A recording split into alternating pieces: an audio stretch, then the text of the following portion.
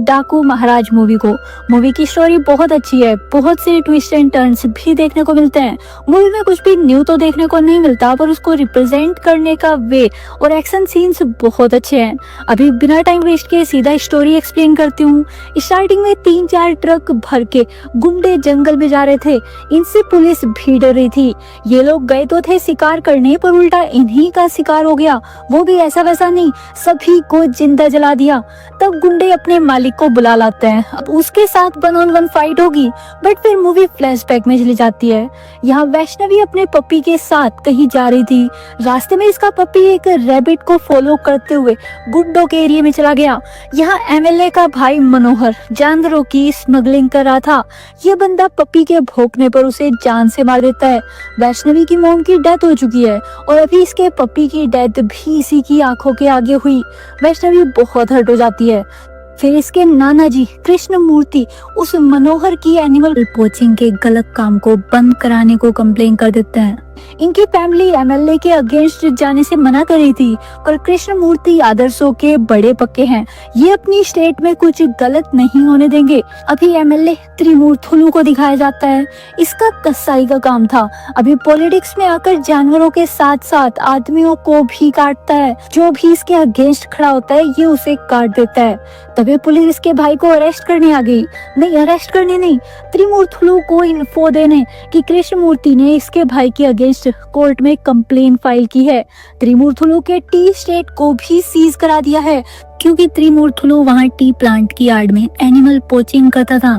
त्रिमूर्तुलु अपनी power use करके again वहाँ काम स्टार्ट ना कर दे, इसके लिए उन फील्ड्स में सीआरपीएफ को भी लगा दिया गया। नेक्स्ट डे त्रिमूर्तुलु कृष्ण मूर्ति को डराने स्कूल चला जाता है, ताकि उसे अपनी पावर दिखाकर ये केस वापस लेने को मनाए।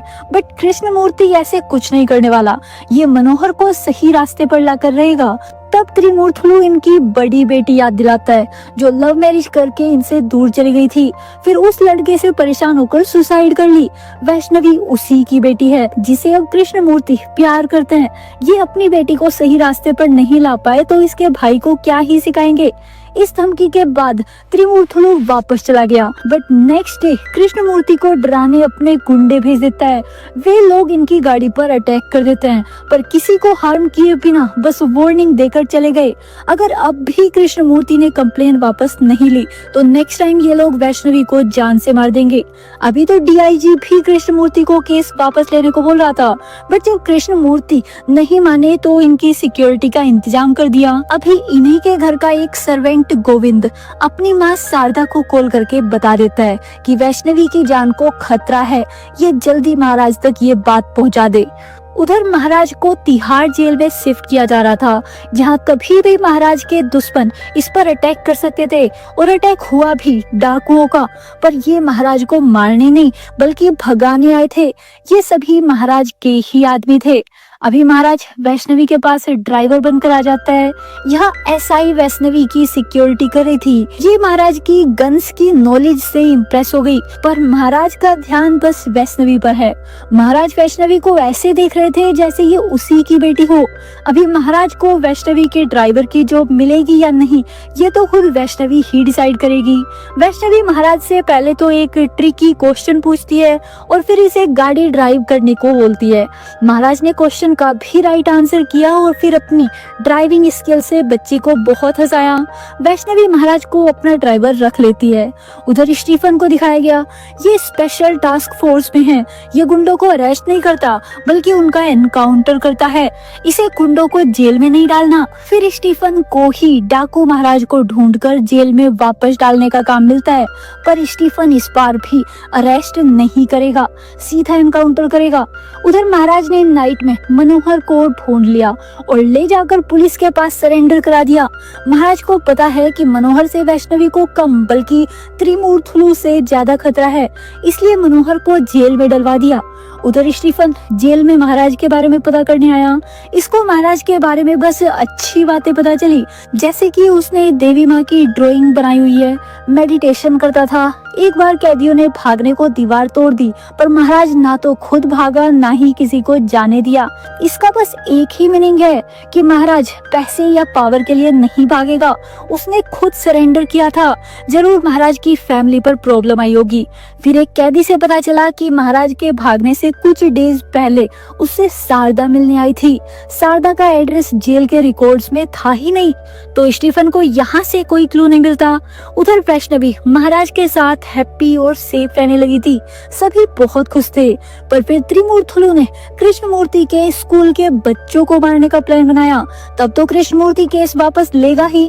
त्रिमूर्तुलु के आदमी बच्चों के खाने में जहर मिलाने वाले थे, पर महाराज ने उन सभी गुंडों को हॉस्पिटल पहुंचा दिया। फिर त्रिमूर्तुलु को कॉल करके वार्निंग दे दी कि ये आगे से वैष्णवी और उसकी फैमिली से दूर रहे, वरना इसे जान से मार देगा। अब त्रिमूर्तुलु अपने आदमियों को इस सीक्रेट बंदे के बारे में पता लगाने को बोलता है, कौन है जो इसके आदमियों को मार रहा है और वैष्णवी की जान बचा रहा है। उधर स्टीफन महाराज के ओल्ड केसेस की फाइल देख रहा था। उनके अकॉर्डिंग महाराज की वजह से एक मिनिस्टर का पॉलिटिकल करियर खत्म हो गया था। तो अभी स्टीफन उसी के पास जाकर महाराज के सारे आदमियों का नेम पूछता है। वो तो महाराज का दुश्मन है, तो उसको सभी का नेम पता होगा। गोविंद गुज्जर महाराज का राइट हैंड है और महाराज को जेल में शारदा गुज्जर मिलने आई थी, गोविंद की माँ। यहाँ से स्टीफन को गोविंद की माँ का एड्रेस पता चल गया। उधर त्रिमूर्तुलु जेल में अपने भाई से पूछने आया कि इसको कौन सरेंडर करने को लेकर आया था, पर मनोहर को महाराज का ना तो नेम पता है ना ही फेस। तभी त्रिमूर्तुलु के लिए जेल में शिमला से इसके बॉसेस का फोन आता है। त्रिमूर्तुलु उन लोगों के लिए टी स्टेट की यार्ड में कोकीन उगाने का काम करता है। अभी मनोहर की वजह से करोड़ों का माल सीज हुआ पड़ा है। ये त्रिमूर्तुलु को 2 दिन में कोकेन काट कर डिलीवर करने का टाइम देते हैं, वरना वो लोग त्रिमूर्तुलु को ही जान से मार देंगे। अभी इसके पास जल्दी कुछ करने के अलावा कोई रास्ता नहीं बचता। त्रिमूर्तुलु अगेन अपने आदमियों को वैष्णवी को किडनैप करने भेज देता है, पर आज महाराज वैष्णवी के साथ था। ये उन गुंडों से फाइट करके वैष्णवी को बचा लेता है और उन सभी गुंडों को मार देता है। बट फिर इनकी गाड़ी खराब हो गई और इन्हें नाइट में उसी जंगल में रुकना पड़ता है। पर अब वैष्णवी को किसी से डर नहीं लगता, इसके साथ खुद जंगल का शेर है। फिर नेक्स्ट डे महाराज घर वापस आने से पहले त्रिमूर्तुलु के अड्डे पर गया और वहां इसके सारे आदमियों को मार दिया।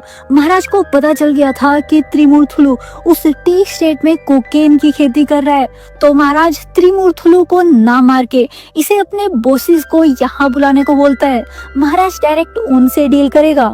फिर जब महाराज वैष्णवी के साथ वापस आया तो आज स्टीफन यहाँ आ गया था। स्टीफन को शारदा से महाराज की इन्फॉर्म मिल गई थी।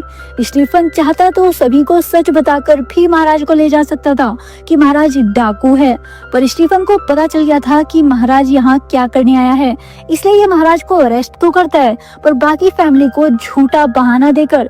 फिर नाइट में वो ठाकुर शिमला से यहाँ आ गया डायरेक्ट कृष्णमूर्ति के घर, ताकि इसे कोकेन का सच बताए और पैसे खिलाकर अपनी साइड कर ले। पर अब कोकेन सुनने के बाद कृष्णमूर्ति और गुस्सा हो जाता है, ये कभी उन लोगों का साथ नहीं देगा। फिर नाइट में त्रिमूर्तुलु ठाकुर से फाइट करता है, क्योंकि अब ठाकुर इससे पार्टनरशिप खत्म करके कृष्णमूर्ति के साथ करने वाला था। तब ठाकुर ने त्रिमूर्तुलु को ही जान से मार दिया। फिर इसके गुंडों ने टी स्टेट में जाकर सीआरपीएफ के सोल्जर्स को भी मार दिया और कोकेन काट कर ट्रक में भर ली।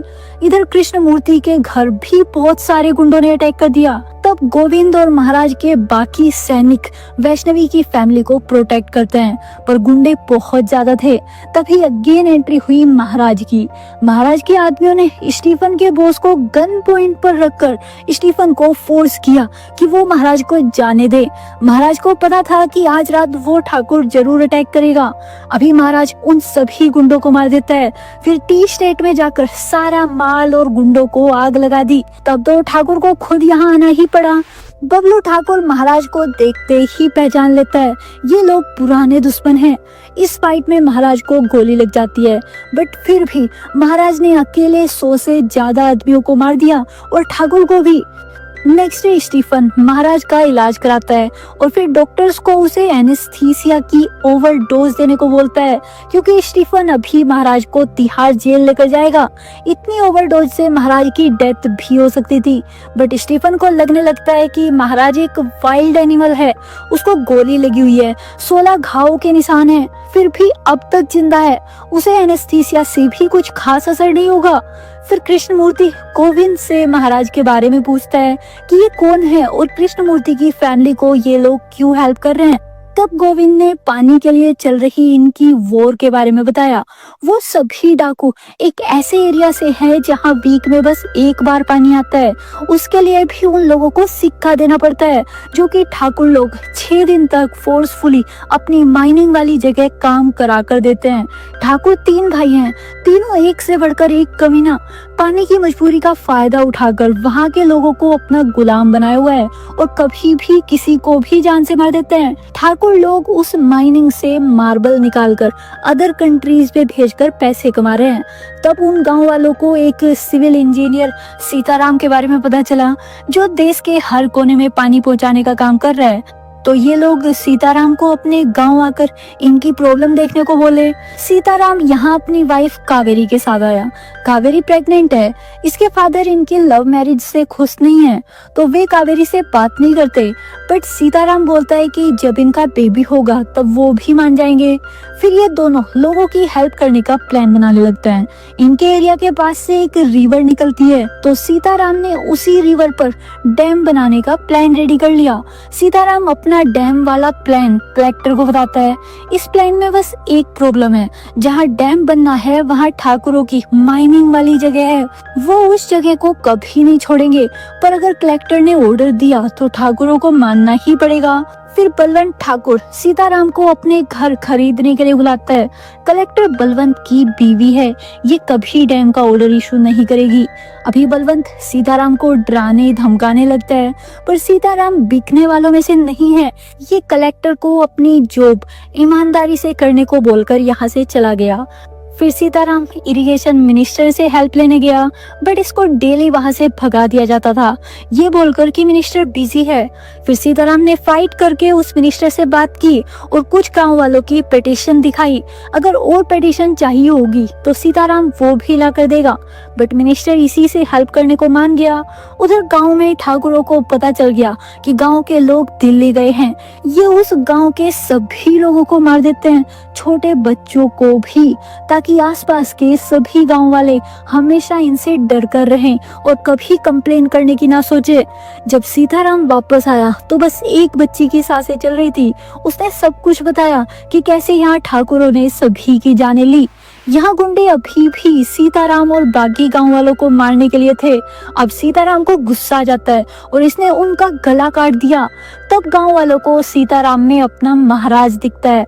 डाकू महाराज गांव वालों के हक के लिए फाइट करते हुए शहीद हो गया था और आज सीताराम भी इन्हीं के हक के लिए फाइट कर रहा है। अब सीताराम सीधा ठाकुरों की हवेली पर जाकर एक ठाकुर को जान से मार देता है। बाकी 2 ठाकुर तब वहां नहीं थे। कलेक्टर ने सीताराम को रोकने का ट्राई किया। तब सीताराम ने बताया कि ये लोग पूरे गांव को जान से मार कर आए हैं और एक बच्ची जो पानी के लिए मरते हुए तड़प रही थी, उसके ऊपर पेशाब करके आया है। इससे मारना गलत नहीं हो सकता। अब जब तक डैम नहीं बन जाता सीताराम डाकू बनकर छिपा रहेगा और यहाँ से मार्बल बाहर ले जाने नहीं देगा। महाराज बलवंत को भी डर कर अपनी मौत के आने का वेट करने को बोलकर गया। जब बलवंत वापस आया और अपने भाई की डेड बॉडी देखी तो पागल कुत्तों के जैसे महाराज को ढूंढने लगता है। ये गांव वालों को मारकर टॉर्चर करके महाराज के बारे में पूछता था, पर इसको कुछ पता नहीं चला। उधर महाराज ने मार्बल वाले ट्रक्स पर अटैक करके इनका काम बंद करा दिया था और अपनी बाकी आर्मी की ट्रेनिंग भी स्टार्ट कर दी थी। महाराज सभी को गन चलाना सिखा रहा था। फिर एक ठाकुर ने कावेरी को बस में पकड़ लिया। कावेरी अपने घर जा रही थी ताकि महाराज बाहर आए, पर ये महाराज का ही प्लान था अपनी वाइफ को ऐसे बस में भेजना ताकि महाराज को ठाकुर का एड्रेस मिल जाए। तब महाराज यहाँ आया और इस दूसरे ठाकुर को भी जान से मार दिया। अब बस बलवंत बचा है। इसके बाद महाराज के अगेंस्ट डेड और अलाइव अरेस्ट वारंट इशू हो गया। अगर कोई गांव वाला महाराज की इन्फो देगा तो उसे 1 लाख का इनाम मिलेगा। तब कहीं से बलवंत को एक टिप मिल गई। कावेरी प्रे करने को टेम्पल में आने वाली है। बलवंत अपने आदमियों को मंदिर में कावेरी को पकड़ने भेज देता है। यहीं पर कलेक्टर भी आई हुई थी। ये कावेरी के छिपने में हेल्प की और बताया कि इसी की वजह से सीताराम और कावेरी इस प्रॉब्लम में फंसे हैं। ये गांव वालों को पानी दिलाना चाहती थी, इसलिए बहुत से इंजीनियर्स को बुलाया, बट सभी पिघ गए। फिर सीताराम के बारे में न्यूज गांव वालों तक इसी ने पहुंचाई थी। अभी कलेक्टर बलवंत के पार्टनर उस मिनिस्टर के बारे में बताकर चली गई। इरिगेशन मिनिस्टर बलवंत का आदमी है। कलेक्टर महाराज को अपना भाई मानने लगी है। इसको ट्रस्ट है कि वो इनकी जान बचा लेंगे। फिर महाराज मिनिस्टर को किडनैप करके उसका कन्फेशन रिकॉर्ड करता है।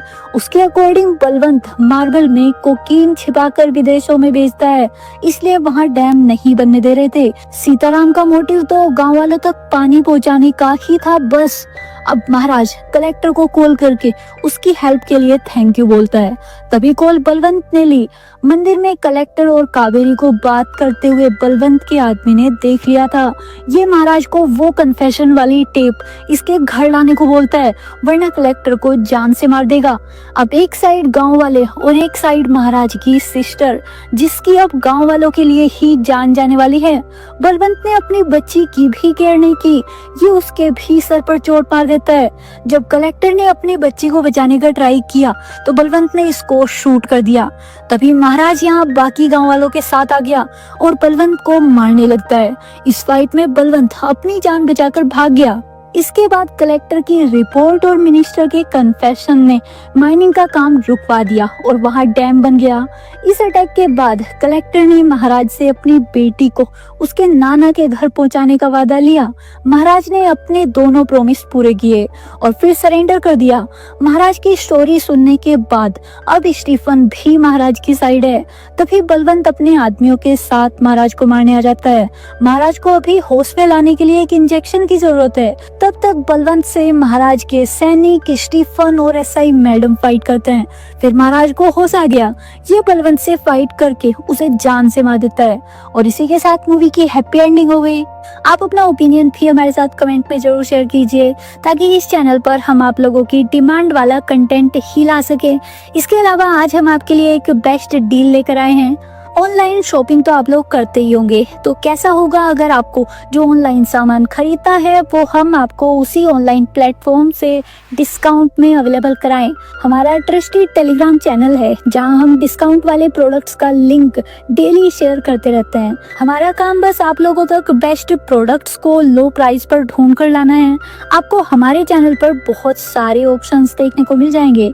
इसके अलावा आपके शॉपिंग करने पर एक लकी मेंबर को हम भी कोई ना कोई गिफ्ट प्रोवाइड कराते रहते हैं। आपको बस अपनी नीड के अकॉर्डिंग हमारे टेलीग्राम चैनल से डिस्काउंट प्रोडक्ट को बाय करना है और फिर हमें उसके बारे में कमेंट में बताना है। हम एक कमेंट को तभी रिप्लाई में एक मूवी का वाउचर या कोई भी OTT प्लेटफॉर्म का 1 मंथ का सब्सक्रिप्शन टोटली फ्री देंगे। तो आप लोग जल्दी से डिस्क्रिप्शन बॉक्स में दिए गए लिंक से या पिन कमेंट के लिंक से हमारे टेलीग्राम चैनल को ज्वाइन कर लो। इसमें बस आप लोगों का ही बेनिफिट है। तो मिलते हैं नेक्स्ट वीडियो में। बाय।